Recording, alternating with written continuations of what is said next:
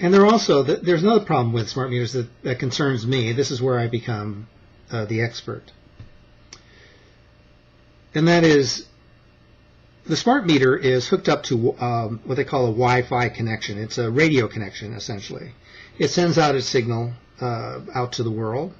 It doesn't go very far. I think it's like 7,500 feet at the most. If you had a really good antenna on it, you could even get as far as maybe a mile or two. But most people don't do that. And a smart meter really doesn't have to do that either. It doesn't have to go very far. And in order for Wi-Fi to get picked up. And the other thing is that it's sort of like the smart meter acts almost like a Wi-Fi hub or router. Most people have a Wi-Fi router in their home. They like if you let's say you buy an iPhone, a new iPhone, they'll ask you for your password to your Wi-Fi router. You plug that in, and you can make your phone calls through your Wi-Fi router. So it uses that sort of connection. And the reason why you add that password in there is because of security issues. You don't want somebody sort of listening into your conversations. Maybe you're not having, earth-shattering conversations, but on the other hand, maybe you're simply calling the electric company and saying, "I'd like to pay my bill over the phone, please, and here's my credit card number. It starts 587 da da da da da da, and here's the number on the back of it." And if someone is listening in on it, then they have your credit card number. So you don't want that to happen, and that's why you put that little password on it for your Wi-Fi connection.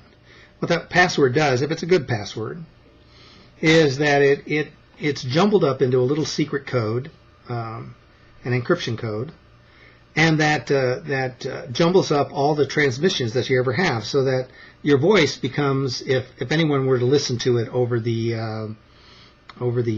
airways, all they would hear would be like a garbled hiss. They really couldn't make heads or tails of it. They would have no idea what you're saying. The same thing with texting. You'll be texting things, and your message will go out, whatever it is.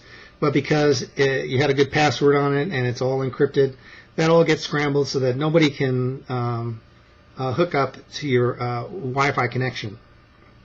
But it's really important, as everyone knows, to keep that password secret. You don't want to be telling everybody and his mother about it, what it is, because otherwise they're going to start using your connection. Honestly, that's probably not such a terrible thing. I mean, after all, what are you doing? But with an electric smart grid, that password better be really, really good. And it better boil down into a very, very good encryption key. Because you don't want somebody to come in there with a big supercomputer, grab a few radio signals off of the Wi-Fi, and break in, hack it. Because smart meters, the Wi-Fi that they're using is not the same as the kind of Wi-Fi that they're using on the Wi-Fi router that you have. It's different. It's using what is called a Wi-Fi mesh. And what that means is that your smart meter is actually hooked up via Wi-Fi, not only to you, but to your neighbor. It's sending your information to your neighbor's Wi-Fi meter. Now, it doesn't make any difference because your neighbor can't read it. He doesn't know what the super-duper password is. And neither do you, so you can't see his meter reading either. Because with Wi-Fi mesh, what ends up happening is that your neighbor's reading gets sent to you too, so that everyone has everyone else's reading. So your reading, it's reading your electrical usage. That reading gets sent to your neighbor. His and your reading gets sent to the other neighbor.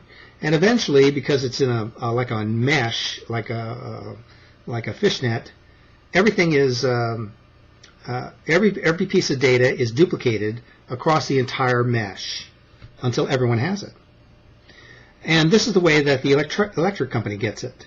Eventually, it all sort of filters down until it gets to the electric company, and the electric company reads the final version and gets all the information. And also, the electric company can send a command out to all of the meters, and eventually that percolates down from one neighbor to another neighbor to another neighbor until it finally reaches you to give your, let's say your meter is hooked up to your thermostat, for instance, and they're saying, golly, he needs to cut back on his, he's running his air conditioning at like 28 degrees Celsius or something like that, or excuse me, 28 degrees Fahrenheit, which is, you know, what is he trying to do? He's trying to flash freeze meat or something. And so they will kick up the temperature a little bit so that you're not using as much electricity, and that extra capacity that can then be sent to somebody else as well, so we don't cause a blackout. Is that a problem? As long as that password is really, really good, it's not that big a problem.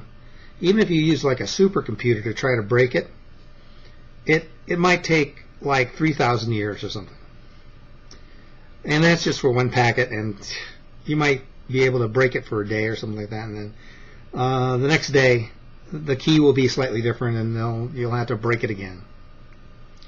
And so it's very important that the electric company keep that key. It's a very good key. It has to be very, very good, and it has to be very, very secret. And the electric company is good at keeping secrets, I'm sure. I'm sure they can do that just fine. But there's another problem, though, with Wi-Fi Mesh. It's actually not Wi-Fi Mesh itself, but it's a problem with every single encryption device ever made since time began. If you have the encryption device in your hands, even if it's in a locked box, there's a way, someone will find a way to physically get at that encryption device and figure out what key you're using. That's how they, let me give you an example. The DVDs that you buy have encryption on them. You put the DVD in the player. It means you can't copy it, right? So you put the DVD in your DVD player, and it plays. So somehow, even though you can't copy the DVD, your DVD player, though, somehow figures out what the encryption is on the disk, decrypts it, in other words, makes it into a regular something you can watch, and then puts it up on the screen. You have that DVD player, the thing that the unscrambler, in other words, you have that device in your hands. It's in your home, right there. And an engineer can can figure out what the key is and break it. And in fact, they did that when they first came out with encrypted DVDs. I think it took a few days for an engineer to break it. It was a well, I wouldn't call it the best encryption in the world, but it wasn't so terrible either. They broke it just like that, and that was mostly because they had the machine in their hands. The Blu-ray DVD player is a little bit different, but nevertheless, it took them a little longer.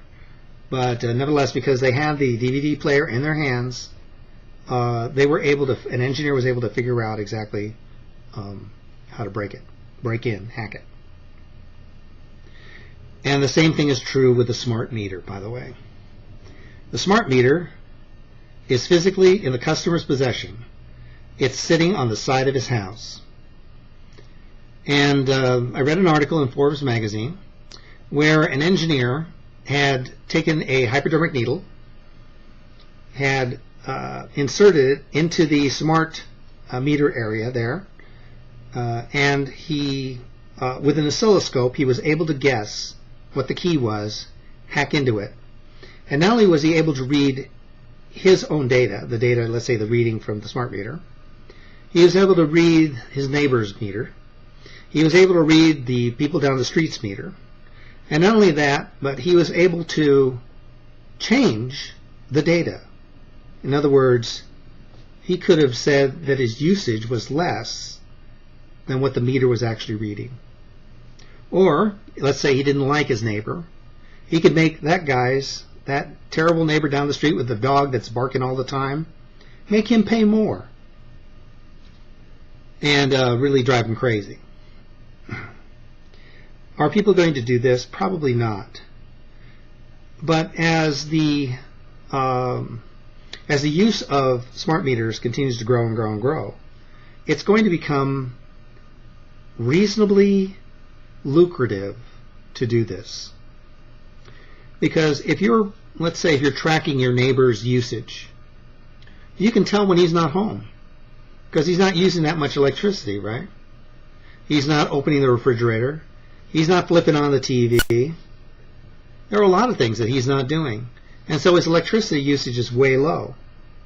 So if someone in another house, or an apartment, let's say, is tracking everyone's usage, they can tell statistically who's at home and who's not. And if they are burglars, this makes it very lucrative. So, is there any way to secure a Wi-Fi smart meter? I don't know of any way to do that.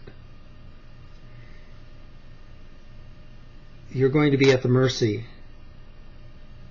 of the people that very, very smart people who either want to break in to the smart meter or don't want to break into the smart meter. But whatever their reasoning, there's absolutely no way that you can stop them if they really are determined.